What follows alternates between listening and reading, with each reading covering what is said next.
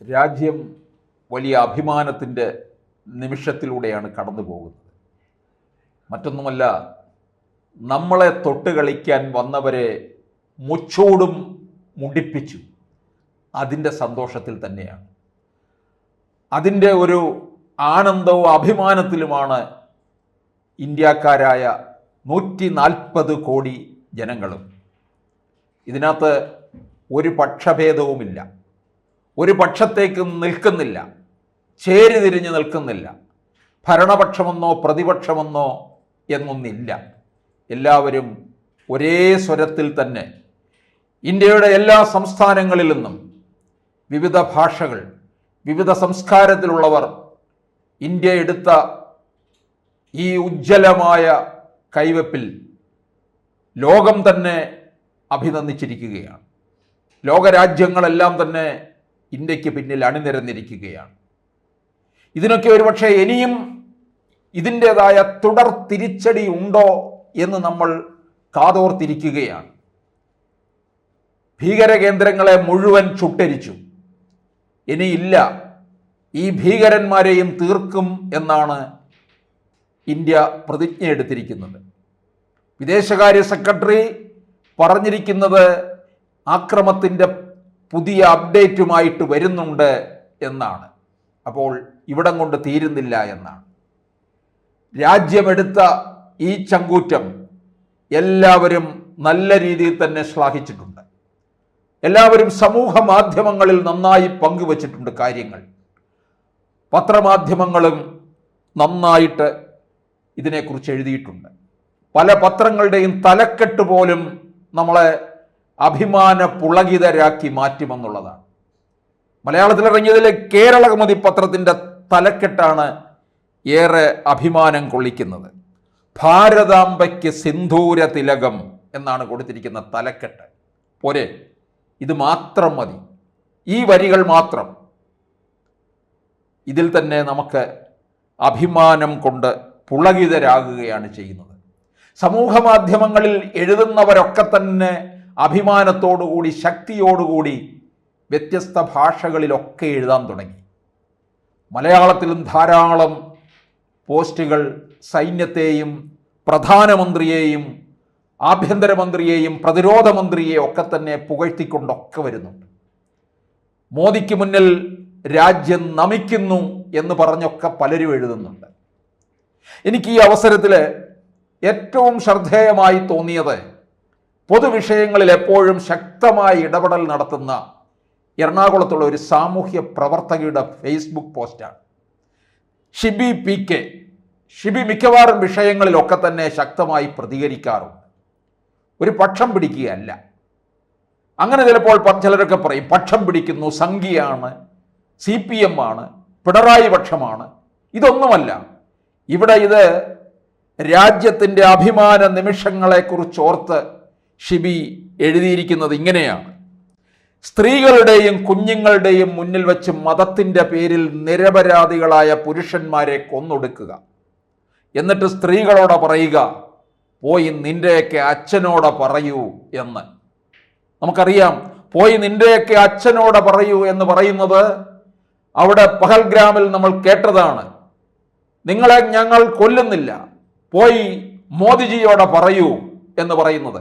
മോദിജി നമ്മുടെ സംരക്ഷകനാണ്. അതുകൊണ്ട് തന്നെയാണ് ആ ഭീകരവാദി പറഞ്ഞത് പോയി പറയൂ എന്ന്. പറയും, പക്ഷെ പറഞ്ഞത് കഴിയുമ്പോൾ കിട്ടുന്നതും കൂടി വാങ്ങിച്ചൊള്ളണം, അതും കൂടെ മനസ്സിലാക്കുക എന്ന ഭീകരവാദി മനസ്സിലായില്ല.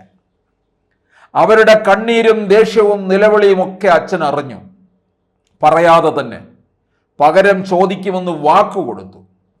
ആശ്വസിപ്പിക്കാനായി ഒരു വാക്ക് പോലും ആ അച്ഛൻ പറഞ്ഞില്ല.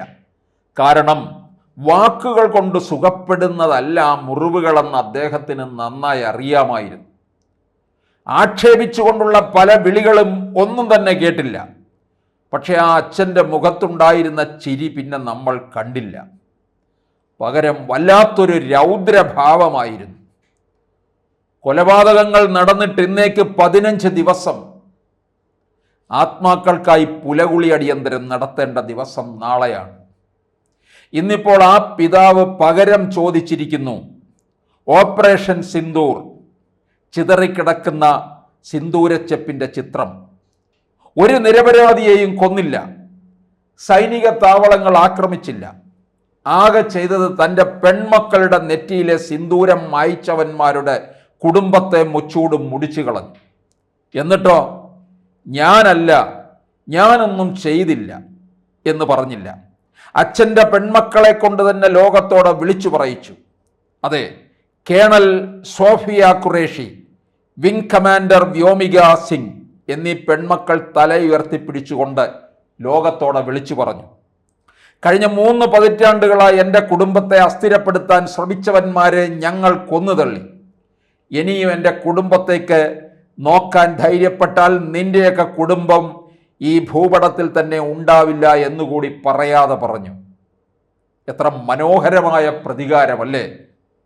ഭർത്താവിനെ വെടിവെച്ച് കൊന്നാൽ തീരുന്നതല്ല ഭാരത സ്ത്രീയുടെ ജീവിതം. അങ്ങനെയാണ് ഭാരതത്തിൽ പെൺകുട്ടികളെ വളർത്തുന്നത്, വളരുന്നത്. തല കാണിക്കാതെയും മുഖം മറച്ചും ചാക്കിൽ കെട്ടിയുമല്ല അവൾ വളരുന്നത്. അതാണ് ഇതിനകത്ത് ഏറ്റവും വളരെ മുനവെച്ചെഴുതിയിരിക്കുകയാണ്. തല കാണിക്കാതെയും മുഖം മറച്ചും ചാക്കിൽ കെട്ടിയുമല്ല ഭാരതത്തിലെ സ്ത്രീകൾ വളരുന്നത്. സ്വാതന്ത്ര്യത്തിൻ്റെ അനന്തമായ നീലാകാശത്തെ മതിയാവോളം കണ്ടാണ് അവൾ വളരുന്നത്. അവളുടെ മുഖം കുടുംബത്തിൻ്റെ, രാജ്യത്തിൻ്റെ പ്രതീക്ഷയാണ്, ഐശ്വര്യമാണ്. അതെ, അവൾ ഭാരതമാതാവാണ്, ദേവിയാണ്, സരസ്വതിയാണ്, അന്നപൂർണയാണ്. ഒപ്പം പ്രതികാരദാഹിയായ കാളിയും ദുർഗയും കണ്ണകിയുമാണ്. കൂടുതൽ കാലം കരഞ്ഞിരിക്കാൻ അവൾക്കാവില്ല. പ്രതിസന്ധികളിൽ നിന്ന് ഒരു ഫിനിക്സ് പക്ഷിയെപ്പോലെ ഉയർത്തെഴുന്നേറ്റ് അവൾ പോരാടും, സംഹാര രുദ്രയാകും, മുച്ചൂടും മുടിച്ചു കളയും. കണ്ണകിയെപ്പോലെ ധൈര്യമുണ്ടെങ്കിൽ അവളോട് നേർക്കുനേർ പോരാടി ജയിക്കണം. നിരായുധനുമേൽ ആയുധമെടുക്കുന്നത് ഭീരുത്വമാണ്. എത്ര മനോഹരമായ സന്ദേശം, എത്ര ശക്തമായി നമ്മളത് ലോകത്തിന് മുന്നിൽ അവതരിപ്പിച്ചു. സ്വന്തം പെൺമക്കളുടെ നെറുകയിലെ സിന്ദൂരക്കുറി മായ്ച്ചു കളഞ്ഞ അധർമ്മികളോട് ഏതൊരച്ഛനും ഇത് തന്നെയല്ലേ ചെയ്യേണ്ടത്? മരണം കഴിഞ്ഞ് 16 എണ്ണ തൊട്ട് കുളിക്കുന്നതോടെ ദുഃഖാചരണം അവസാനിക്കും. നാളെ എണ്ണ തൊട്ട് കുളിക്കുമ്പോൾ അച്ഛൻ്റെ പെൺമക്കളുടെ മനസ്സിന് എന്തൊരു ശാന്തതയായിരിക്കും, സമാധാനമായിരിക്കും.